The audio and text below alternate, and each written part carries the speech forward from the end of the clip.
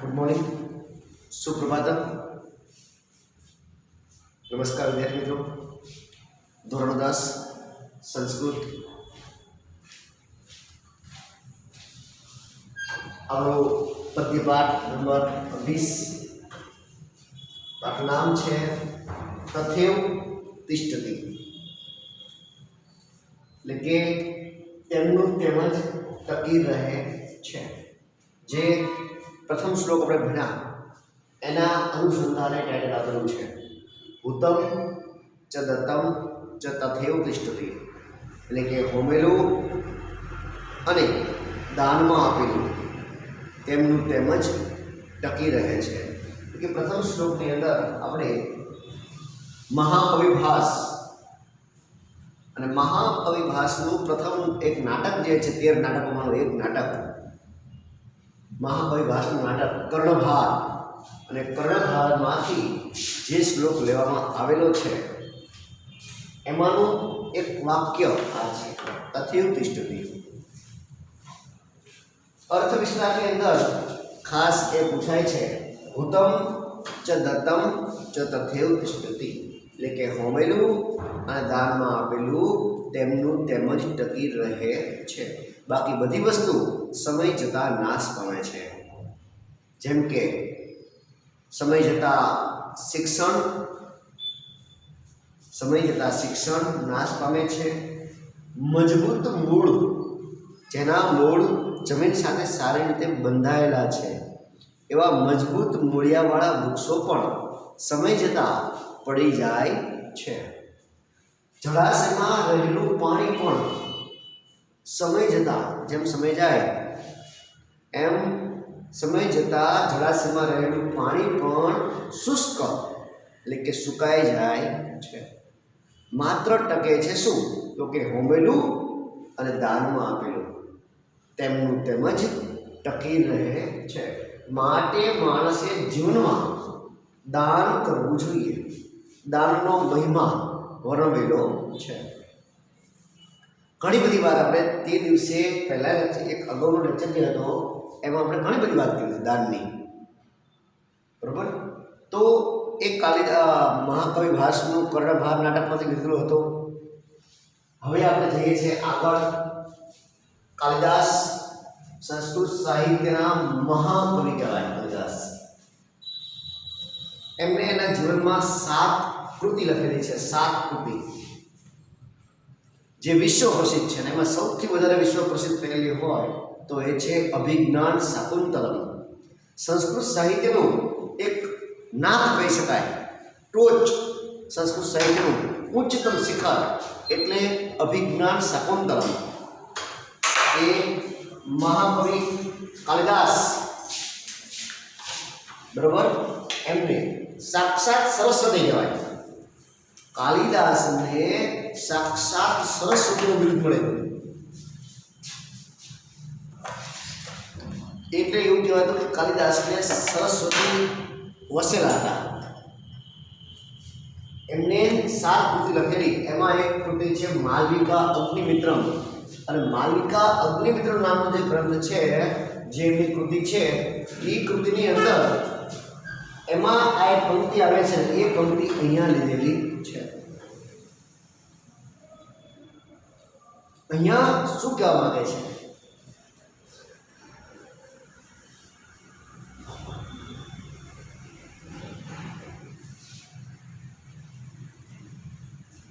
સજ્જન માણસ અને દુર્જન માણસ, મૂર્ખ માણસ, બુદ્ધિશાળી અને મૂર્ખ એની વાત કરી છે। શ્લોક કહીથી પહેલા આ એનું ઉદાહરણ છે, ઉદાહરણ દ્વારા આપણે સમજાવશે આગળ। તો પહેલા આપણે જોઈ લઈએ। પુરાણમ એક શબ્દ છૂટી પડે છે અહીંયા, ધ્યાન રાખજો। પુરાણમ વત્તા ઇતિ वत्ता एव।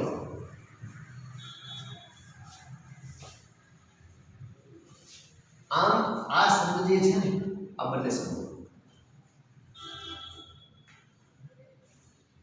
एनी छंदी छूटी पड़े इत्येव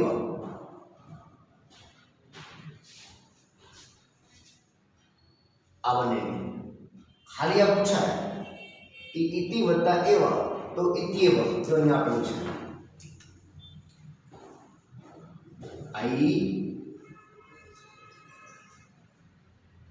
ઇત્યેવ આખો શબ્દ પૂછાય ઇત્યેવ અહીંયા ઇતિ વત્તા એવ ઇત્યેવ આઇત્યેવ આખો પૂછાય તો પુરાણમ આયમો છે મ જે અધૂરો હતો જોડાણના કારણે પૂર્ણ બની ગયો પુરાણમ ઇત્યેવ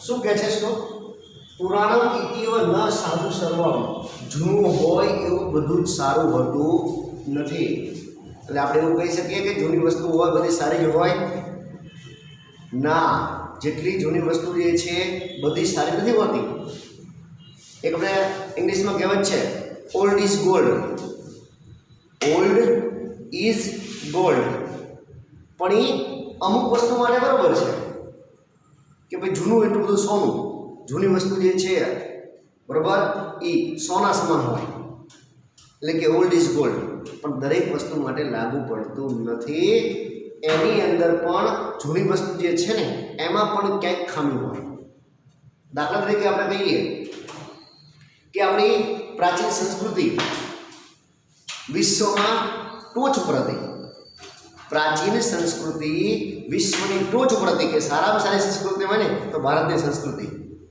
जहाँ पाँव में पायल हाथ में कंगन वो माथे पे बिंदिया in happy made in India आ मारू इंडिया आ मारी इंडिया की ओळख है पाँव में पायल हाथ में कंगन અને માથા ઉપર બિંદી હોય આ ભારતીય સંસ્કૃતિની ઓળખ છે પણ સંસ્કૃતિ બહુ સારી હતી સંસ્કાર બહુ સારા હતા પ્રાચીન સંસ્કૃતિના પણ એની અંદર પણ ક્યાંક ખામી રહેલી હતી શું ખામી હતી તો ખામી એ હતી કે ભારતની સંસ્કૃતિની અંદર અમુક એવા રિવાજ જે ખરેખર સારા હતા નહીં દાખલા તરીકે આપણે કહીએ કે દીકરીને દૂધ પીતી કરવાની પ્રથા એટલે કે દીકરીને દૂધ પીતી કરવાની ગરમ ગરમ દૂધ જે છે એની અંદર એ બાળકને પીવડાવવા અથવા એને ડૂબાડવાની માં દૂધ પીતી કરવાની પ્રથા પછી બાળ લગ્ન પ્રથા પછી દહેજ પ્રથા પછી સતી પ્રથા જે ખરેખર પ્રાચીન સંસ્કૃતિ આપણી હતી એની અંદર આ રિવાજ એવા હતા કે જે ખરેખર સ્વીકારવા યોગ્ય ન હતા તો જૂનું હોય એ બધું સ્વીકારવું એ સારી બાબત નથી જે જૂની વસ્તુ છે એમાં સારું શું છે અને ખરાબ શું છે બંનેને પારખો અને પછી એનો સ્વીકાર કરો અહીંયા એવું કહેવા માંગે છે જૂનું હોય એવું બધું સારું ન હોય એમાંથી સારી વસ્તુનો શું કરશું આપણે સ્વીકાર કરશું અને ખરાબ વસ્તુનો શું કરશું આપણે ત્યાગ કરશું એટલે કે બાળ નાગર પ્રથા હતી એને આપણે નાબૂદ કરી દીધી સતી પ્રથા હતી રાજા રામ મોહન રાય સ્વામી વિવેકાનંદ મહર્ષિ દયાનંદ સરસ્વતી આ બધા લોકોએ ખૂબ વિરોધ કર્યો સતી પ્રથાનો કે ભાઈ પતિ મૃત્યુ પામે પછી એની પાછળ એની પત્નીએ પણ સતી થઈ જવાનું આ પ્રથાએ શું કરી દીધી એમને બંધ કરી દીધી જળ મૂળમાંથી વિરોધ કર્યો એનો તો જૂનું હોય એવું બધું સારું ન હોય જૂનું હોય કે નવું હોય એમાં બંને પાસા હોય પોઝિટિવ એન્ડ નેગેટિવ હકારાત્મક અને નકારાત્મક સારું અને ખરાબ અહીંયા એવું જ કહેવા માંગે છે કે ભાઈ પુરાણો એટલે શું થાય જૂનું હોય એવું બધું જ સર્વ એટલે બધું અને એવ એટલે જ જૂનું હોય એવું બધું જ ન સારું હોતું નથી એટલે કે દરેક વસ્તુ જૂની હોય એ સારી હોય એવું માની ન લેવું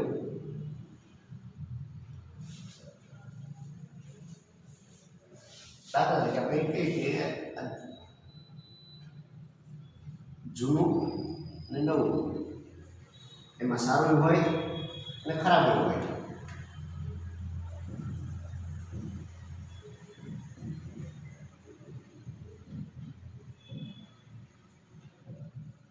બંને વસ્તુમાં જોવા પડે પ્રાચીન સંસ્કૃતિ અને જૂની ઓલ્ડ ઇઝ ગોલ્ડ એવું ગણી આપણે તો બધી વસ્તુ સારી ન હોય, એટલે કે જૂનું હોય બધું સારું ન હોય, પણ અમુક જે સારી વસ્તુ છે એનો શું કરશું આપણે સ્વીકાર કરશું અને ખરાબ વસ્તુનો શું કરશું આપણે ત્યાગ કરશું. દાખલા તરીકે અમુક પ્રથા હતી, રીત રિવાજ જેવા હતા જેનો આપણે શું કરી દીધો, નાશ કરી દીધો, દૂર કરી દીધા. સારી વસ્તુનો શું કર્યો આપણે સ્વીકાર કર્યો. ભારતીય સંસ્કૃતિ જે છે આપણી એ શ્રેષ્ઠ હતી એનો આપણે સ્વીકાર કર્યો. એટલે કે જૂનું હોય એવું બધું જ સારું હોતું નથી. હવે નવાની વાત, અને ચ વત્તા અપી, અને કાવ્ય પણ અપી એટલે પણ ચ એટલે અને કાવ્ય પણ નવ એટલે નવું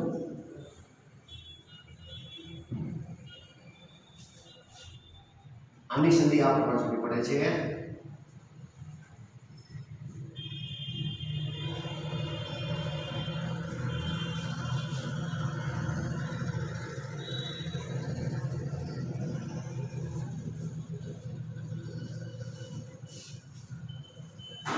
અને કાવ્ય પણ, કાવ્યનું ઉદાહરણ આપ્યું છે અહીંયા.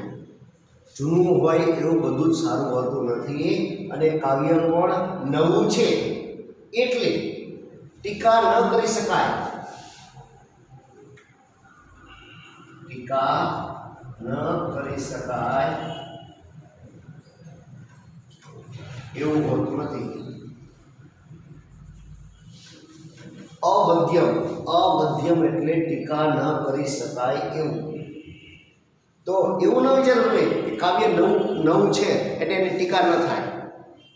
કાવ્યમાં આપણે એવું જ હોય, જૂનું કાવ્ય હોય તો ભલે, નવું કાવ્ય હોય તો ભલે, કાલિદાસે લખેલું હોય તો ભલે, બીજા કોઈ કવિએ તારના નવા કવિ હોય એને લખેલું હોય તો ભલે, એની અંદર સારા અને ખરાબ બંને પાસા હોય જ. પોઝિટિવ એન્ડ નેગેટિવ, હકારાત્મક નકારાત્મક, સારું પાસું હોય અને ખરાબ પાસું હોય. એટલે એવું ન વિચારવું કે કાવ્ય નવું છે, લેટેસ્ટ કાવ્ય છે એટલે આની અંદર ક્યાંય ખરાબી હોય જ નહીં. જૂનું કાવ્ય છે બરાબર, એની અંદર ક્યાંય ખરાબી હોય જ નહીં. એમાં પણ ખરાબી જોવા મળે, નવા કાવ્યમાં પણ ખરાબી જોવા મળે.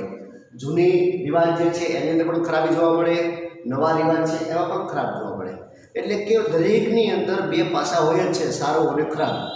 પણ હોશિયાર માણસ કોને કહેવાય, બુદ્ધિશાળી માણસ કોને કહેવાય કે આ બધી વસ્તુ જે છે એમાંથી સારી વસ્તુનો શું કરશે, જૂનું હોય કે નવું, સારી વસ્તુનો સ્વીકાર કરશે અને ખરાબ વસ્તુનો શું કરશે, ત્યાગ કરશે. અને મૂર્ખ માણસ કોને કહેવાય તો કે મૂર્ખ માણસ ગાડરિયા પ્રવાહની જેમ એની પાછળ કોક શું કરે છે એની કોપી કરશે. એ આપણે આમાં આવશે. આ બંને ઉદાહરણ છે અને એના દ્વારા આપણને આ સમજાવવા દે છે. ઓકે, એટલે આપણે આગળ વાત કરી લઈએ. જૂનું હોય એવું બધું જ, જૂનું હોય એવું બધું જ ન સારું હોતું નથી, અને કાવ્ય પણ નવું છે, અને ઉદાહરણ છે અને કાવ્ય પણ નવું છે એટલે ટીકા ન કરી શકાય. અવધ્ય,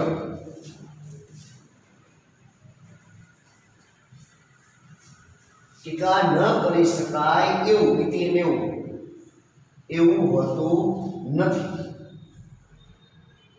એવું ન માની લેવું કાવ્ય નવું છે એટલે ટીકા ન થાય. એ પણ ટીકાને પાત્ર બની, એમાં ખરાબી હોય તો. નવું કાવ્ય હોય કે જૂનું હોય, ખરાબી હશે તો ટીકાને પાત્ર બનશે.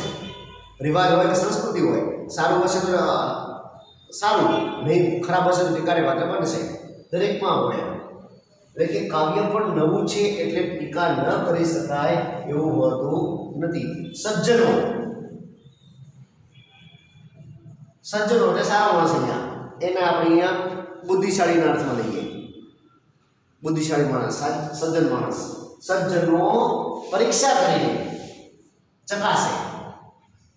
ચકાસીને અથવા પરીક્ષણ કરીને બંનેને તપાસે કે જૂનું જે છે એની અંદર સારું શું છે, ખરાબ શું છે. નવું જે છે એની અંદર સારું શું છે, ખરાબ શું છે. દાખલા તરીકે નવી વસ્તુમાં આપણે જોઈએ છીએ મોબાઈલ, ટેકનોલોજી. હાલ અત્યારે જે ટેકનોલોજી છે, કોમ્પ્યુટર છે, જે બધી નવી મશીનરી આવે છે, મોબાઈલ છે, એની અંદર સારું પાસું છે અને ખરાબ પાસું છે. નવું છે પણ એની અંદર બંને પાસે છે જ, સારું અને ખરાબ. પણ આપણે શું કરવાનું છે, એમાંથી સારું પાસું જે છે એ ગ્રહણ કરવાનું છે, ખરાબ પાસું જે છે એ ત્યાગ કરવાનું છે. મોબાઈલ છે, મોબાઈલ બહુ સારી વસ્તુ છે. કોમ્પ્યુટર છે, એનો તમે સારો ઉપયોગ કરો તો બહુ સારી વસ્તુ છે. જે કંઈ વસ્તુ બને છે આ ટેકનોલોજીમાં, બરાબર, બહુ સારી વસ્તુ છે, પણ એનો તમે ખરાબ ઉપયોગ કરશો તો એ આપણા ઉપર ડિપેન્ડ કરે છે. એટલે કે એની અંદર ખરાબ પણ હોય જ છે અને સારું પાસું પણ હોય છે. આપણે શું કરવાનું છે, સજ્જન માણસ હોય કે હોશિયાર માણસ સારી વસ્તુનો શું કરશે, સ્વીકાર કરશે, અને ખરાબ વસ્તુનો શું કરશે, ત્યાગ કરશે. મોબાઈલની અંદર આપણે જોઈએ છીએ કે ઘણો બધો ફાયદો પણ થાય છે એનાથી, મોબાઈલથી. તો હવે એના નકારાત્મક પાસા પણ છે, ઘણા બધું નુકસાન પણ થાય છે. એવા એવા પ્રકારની ગેમ આવે છે કે જે માણસના મગજ ઉપર આવી થઈ જાય છે, એની અસર મગજ ઉપર થાય છે. મગજના એનું મગજિયું એના પર કંટ્રોલ રાખી શકતો નથી. એ પ્રકારની ગેમ એ તમને એટલી બધી ગેમની અંદર ઓતપ્રોત તમે થઈ જાઓ કે તમને ખુદને પણ ભાન રહે નહીં કે હું શું કરું છું. એનું એક ઉદાહરણ છે, બ્લુ વેલ ગેમ હતી વચ્ચે. બ્લુ વેલ નામની જે ગેમ હતી એની અંદર ત્યાંની સરકારે પ્રતિબંધ મૂકી દીધો. કારણ કે એ ગેમ જે છે એના જે બધા સ્ટેપ ને જે સ્ટેજ આવતા એની અંદર માણસ પોતે શું કરે એનું ભાન રહેતું નહીં. પછી વચ્ચે બીજી એક હતી પોકોમેન નામની ગેમ આવતી, એની અંદર પણ એવું હતું. તો આવી જે ગેમ જે છે ખરેખર ફાયદા કરતાં વધારે નુકસાન કરે છે. એટલે કે માણસે સારી વસ્તુનો સ્વીકાર કરવો જોઈએ અને ખરાબ વસ્તુનો શું કરવો જોઈએ, ત્યાગ કરવો જોઈએ. ઘણા બધા એના પાસા છે. તો દરેક વસ્તુમાં આપણને આ બંને પાસા જોવા મળે છે. એટલે કે સજ્જન કોને કહેવાય, બુદ્ધિશાળી માણસ કોને કહેવાય, બંને વસ્તુને ચકાસે, જૂનું શું નવું શું, અને સારું શું અને ખરાબ શું. સજ્જન માણસ પરીક્ષા કરેલી અન્ય તરત એટલે બેમાંથી એકને શું કરે છે, દૂર કરે છે, એકને ભજે છે, એટલે કે એનો સ્વીકાર કરે છે. એટલે કે સારી વસ્તુ શું છે એનો સ્વીકાર કરે છે. કોણ માણસ? સજ્જન માણસ. અને મૂર્ખ જેને પોતાની બુદ્ધિનો વિવેક નથી, પોતાની બુદ્ધિ જે છે એનો ઉપયોગ કરી શકતો નથી. એટલે કે મૂર્ખ માણસ પર પ્રત્યેની બુદ્ધિ, પર એટલે બીજા, પર પ્રત્યેની બુદ્ધિ બીજાની બુદ્ધિના જ્ઞાન વડે દોરવાયેલો હોય છે, એની પાછળ દોરવાય. કોક શું કરે છે, એનું આંધળું અનુકરણ કરે અને નકલ કરનારને અક્કલ હોતી નથી. બરાબર, કોઈ વ્યક્તિ શું કરે છે ને એની સીધી તમે નકલ કરશો ને તો એ અક્કલનું કામ નથી. નકલવાળા વ્યક્તિ જેને અક્કલ હોતી નથી એ મૂર્ખ કહેવાય છે. ગાડરિયો પ્રવાહ, આગળવાળો શું કરે છે એનું આંધળું અનુકરણ કરવું. જો તમે કહો કે ઘેટા જે છે, ઘેટાનું એક ગાડરિયો એટલે ઘેટાનું એક ધણ આવી જતું હોય, એમાં તમે માર્કિંગ કરજો કે ઘેટા જે છે ને એ બધા જ ઘેટા નીચું માથું કરીને હાલતા હોય. શું કરીને હાલતા હોય? નીચું માથું કરીને હાલતા હોય. એક ઘેટું ઊંચું ઉપાડીને જોવે નહીં. આગળવાળું ઘેટું જે છે ને એ જાતું હોય જ્યાં ત્યાં વાયનું આખું એનું ધણ હાલું જ જાય એની પાછળ. આગળવાળું ઘેટું જે રહ્યું એવું વિચારતું હોય કે મારી પાછળ બધા છે, બરોબર, હું ક્યાં એકલો છું, મારી પાસે બધા છે. વચ્ચેવાળું ઘેટું વિચારતું હોય કે આપણે તો વચ્ચે છીએ, મારે આગળવાળા છે ને વાંહેવાળા છે, આપણે શું ચિંતા કરવી જોઈએ. વાંહેવાળું કે આગળવાળા છે ને તો જોઈ લેશે કઈ જગ્યાએ હાલવું. એટલે એ બધા જ એકબીજાના ભરોસે, એકબીજાના આધારે હાલતા હોય. ખરેખર એક ઊંચું પડી જોઈ નહીં, એટલે એક પોતાની બુદ્ધિનો ઉપયોગ કરે નહીં. એટલે કહેવાય છે ગાડરિયો પ્રવાહ. અને આજે આપણે કેટલાય માણસો જોઈએ છીએ ગાડરિયા પ્રવાહ જેવી જિંદગી જીવતા હોય. એટલે કે બીજાની બુદ્ધિના જ્ઞાન વડે દોરવાય. કોક શું કહે છે નહીં, આપણું મન શું કહે છે એ આપણે કરવાનું છે. બાળક જન્મે તરત પિતાજી કે ડૉક્ટર બનાવો છે, એન્જિનિયર બનાવો છે, અને આ તે બનાવો છે અને આ બનાવો છે. પણ એ બાળકની શક્તિ શું છે, બાળકની શક્તિની એની કેપેસિટી શું છે, એ શું બનવા માગે છે એને પૂછવામાં આવે તો એનો સાચો એને શેમાં રસ છે એ જાણો. 3 ઇડિયટ ફિલ્મ જે છે એને તે વસ્તુ બતાવે છે કે ફરહાન જે છે, ફરહાન જે પાત્ર હતું બરાબર, એને ફોટોગ્રાફીનો શોખ હતો, વાઇલ્ડ ફોટોગ્રાફી એનો ખૂબ શોખ હતો, બહુ જ રસ હતો એને. અને એના પિતાજીને ફરજ પરાણે એન્જિનિયર બનવા માંગતા હોય છે.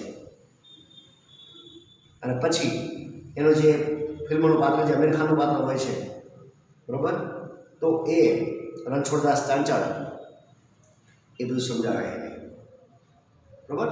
તો ટૂંકમાં કોક શું કરે છે એની નકલ કરવાની જરૂર નથી. બુદ્ધિશાળી માણસ એને કહેવાય. આ બેમાંથી ચકાસે એકને ભજે છે અને મૂર્ખ જે છે બીજાની બુદ્ધિના જ્ઞાન વડે દોરવાતો હોય છે, એની પાછળ પાછળ ચાલતો હોય છે. જો શ્લોક ખાસ તમે જોઈ લીધો હોય વ્યવસ્થિત, ફરી વાર ભાષાંતર બોલું છું ધ્યાન રાખશો. અહીંયા લખી તો આપી શકું તમને હું પીડીએફમાં. જૂનું હોય એવું બધું જ, ફરી વાર, જૂનું હોય એવું બધું જ સારું હોતું નથી. અને કાવ્ય પણ નવું છે, નવું એટલે નવું છે એટલે ટીકા ન કરી શકાય. એટલે અને કાવ્ય પણ નવું છે એટલે ટીકા ન કરી શકાય એવું હોતું નથી. સજ્જનો પરીક્ષા કરેલી, એટલે કે આપણને પરીક્ષા કરે કોની? જૂનાની અને નવાની. સજ્જનો પરીક્ષા કરીને આ બેમાંથી એકને ભજે છે. અન્ય તરદહ ભજન્તે, એકને ભજે છે. અને મૂર્ખ કેવો હોય છે? પર પ્રત્યેની બુદ્ધિ, બીજાની બુદ્ધિના જ્ઞાન વડે દોરવાયેલો હોય છે. એટલે કે એ સીધી શું કરતો હોય છે? કોકની નકલ કરતો હોય છે. તો નકલ કરવા વાળાને અકલ હોતી નથી. ક્યારેય કોઈની કોપી ન કરો. આપણું મન શું કહે છે આપણે વિચારો.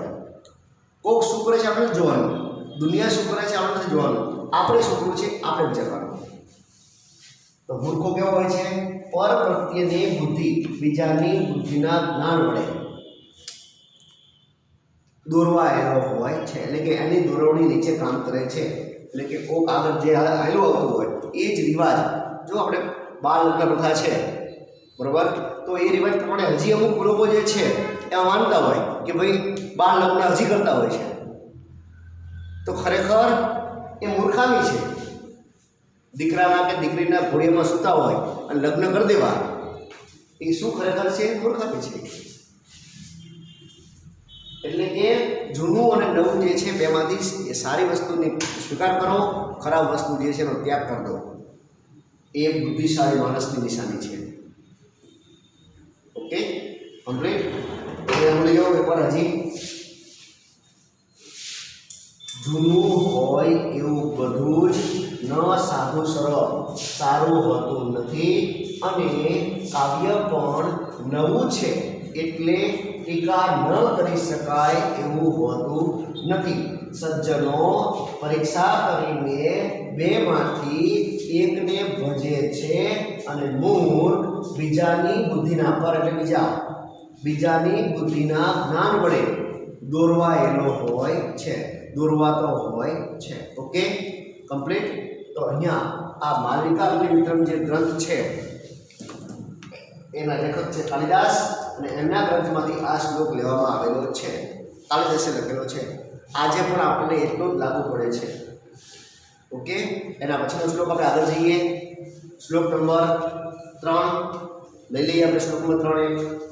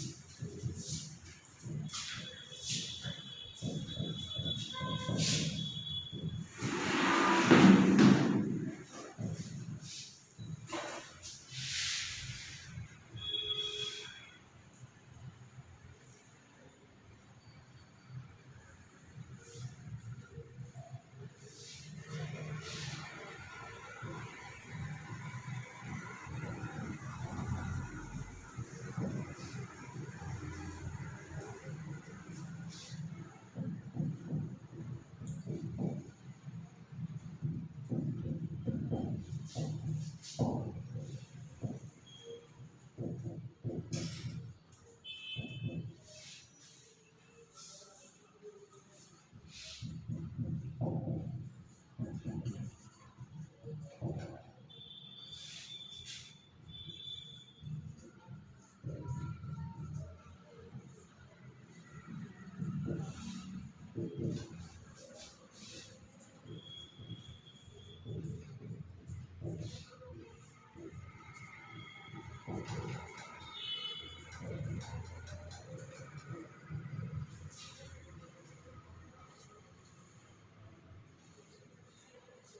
श्लोक नंबर 3 શું કહે છે જોઈ લઈએ આપણે।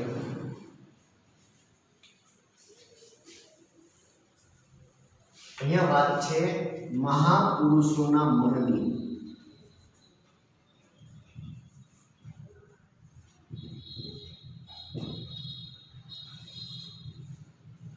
મહાપુરુષોનું મન કેવું હોય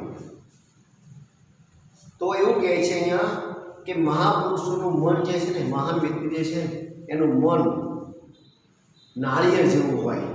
કેવું? નાળિયેર જેવું। નાળિયેર બહારથી આપણને જેટલું કઠોર લાગે છે, નાળિયેર આપણે બહારથી કેવું લાગે? એકદમ કઠોર। આપણને જોતા એવું લાગે કે આની અંદર કોઈ પણ પ્રકારની મીઠાશ, કોઈ પ્રકારનો સ્વાદ હશે જ નહીં, કારણ કે બહારથી કેટલું હોય એટલું નક્કોર, આપણે એમ આમાં કંઈ ન હોય। પણ જેટલી બહારથી કઠોરતા છે, દેખાવ આપણને દેખાવ બહારથી કઠોરતા લાગે છે, એટલી જ અંદરથી જ્યારે નાળિયેરને તોડો ત્યારે એટલી જ અંદરથી શું નીકળે છે? મીઠાશ, સ્વાદ, મીઠું પાણી। તો મહાપુરુષોનું મન પણ એ પ્રકારનું હોય છે કે જેની અંદર કઠોરતા પણ હોય અને કોમળતા, આ બંને ગુણ શું હોય છે? સમાયેલા હોય છે।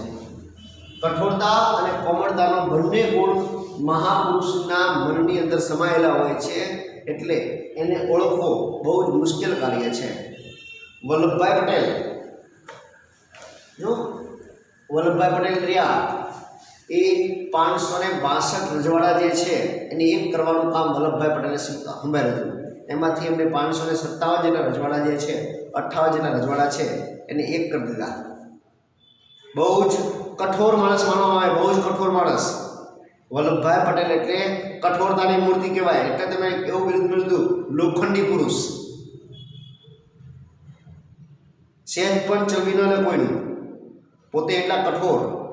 પોતાને નાનપણમાં કાકબલાઈ નામનું એક ગુમડું થયેલું, બગલમાં એક ગુમડું થયેલું કાકબલાઈ, અને એ ગુમડા માટે વૈદ પાસે ગયેલા। તમે પાઠ ધોરણના કે 8માં ગુજરાતી ભણેલા પાઠ આવો, 7મા ધોરણમાં ભણ્યા છે કદાચ, કે એ વૈદ પાસે જાય છે અને વૈદ એમ કહે છે કે આ બાળક જે રહ્યો એ બાળકને લોખંડના સળિયા વડે એ ગુમડું જે છે એને કાઢવાનું હોય, બરાબર? તો આ બાળક એ સહન કરી શકશે નહીં, એની પીડા અસહ્ય પીડા હોય, આ બાળક એ પીડા સહન નહીં કરી શકે।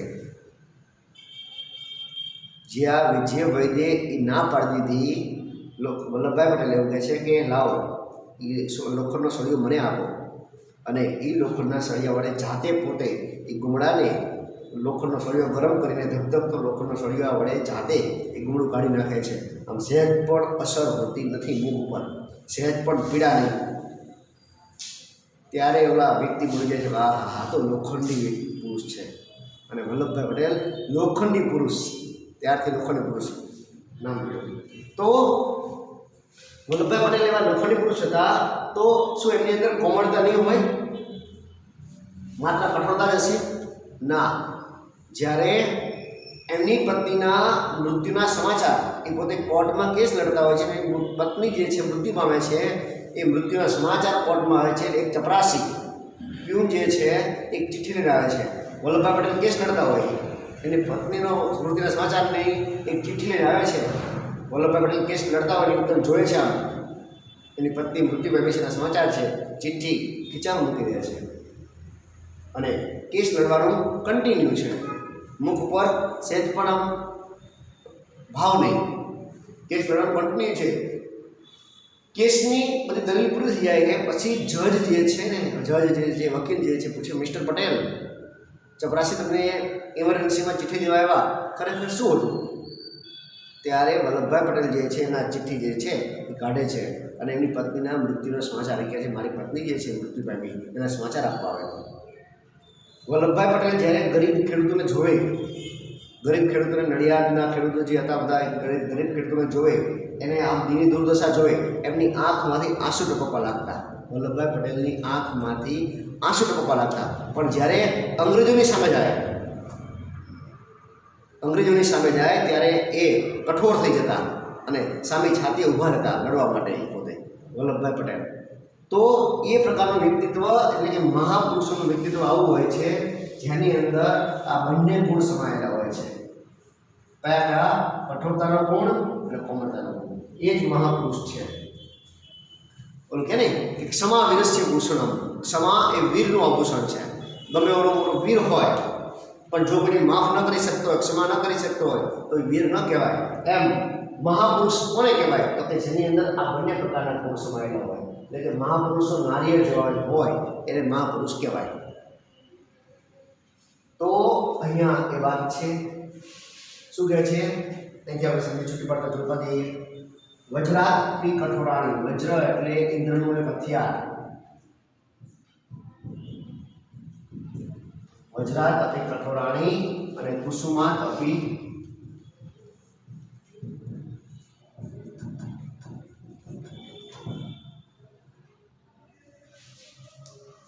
વજ્રાત અપી કઠોરાણી એટલે કે વજ્ર કરતા પણ કઠોર.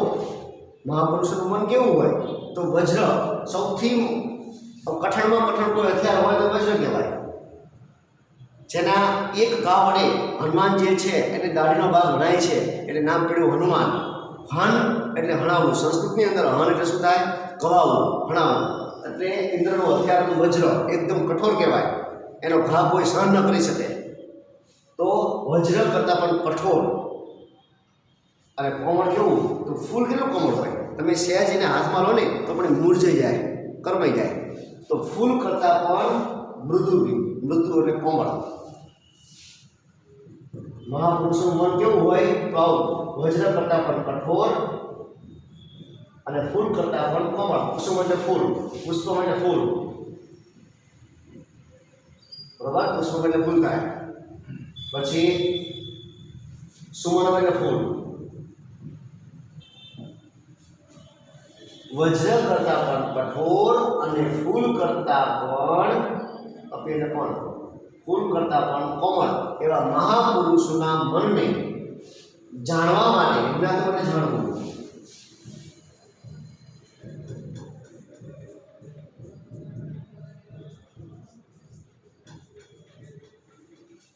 એવા મહાપુરુષોના મનને જાણવા માટે ખરેખર કહ અહર્તિ કોણ સમર્થ છે? કોણ એના મહાપુરુષના મનને જાણી શકે? મહાપુરુષોનું મન રહ્યું ને એ તો કઠોરતા અને કોમળતા બંને સમાયેલા હોય. એટલે મહાપુરુષના મનને જાણવું એ જેવી તેવી વાત નથી, સહેલી વાત નથી. એ તો કોઈ મહાપુરુષ વ્યક્તિ મહાપુરુષના મનને જાણી શકે. કારણ કે એની અંદર બંને ગુણ સમાયેલા હોય છે. કયા કયા? કઠોરતા અને કોમળતા. આંખમાં આંસુ પણ હોય અને મુખ ઉપર ગુસ્સો પણ હોય. જેવો સમય, જેવી સ્થિતિ એ પ્રમાણે કાર્ય હોય. ગાંધીજી, વલ્લભભાઈ પટેલ આ બધા એવા વ્યક્તિઓ હતા. ફરી વાર બોલું છું. લાસ્ટ વજ્રાત અપી વજ્ર કરતા પણ કઠોર, મૃદુની કુસુમાત અપી કુસુમ એટલે ફૂલ, ફૂલ કરતા પણ કોમળ એવા મહાપુરુષોના મનને, ચેતાંશને મનને જાણવા માટે, જાણવા માટે ખરેખર કોણ સમર્થ છે? કોણ મહાપુરુષના મનને જાણી શકે? મહાપુરુષના મનને જાણવું એ કંઈ જેવી તેવી વાત નથી. કારણ કે એની અંદર બંને ગુણ સમાયેલા હોય છે. જેમ નારિયેળની અંદર હોય છે બંને પ્રકારના ગુણ, એવા જ મહાપુરુષના મનની અંદર પણ આ બંને પ્રકારના ગુણ રહેલા હોય છે, કઠોરતા અને કોમળતા. તો અહીંયા આપણે આ શ્લોક પૂરો કરીએ છીએ. 2 શ્લોક પૂરા થયા. શ્લોક નંબર 4 આપણે નેક્સ્ટ લેક્ચરમાં ચલાવશું. અહીંયા આપણે રાખીશું. ધન્યવાદ, આભાર. ફરી મળીશું.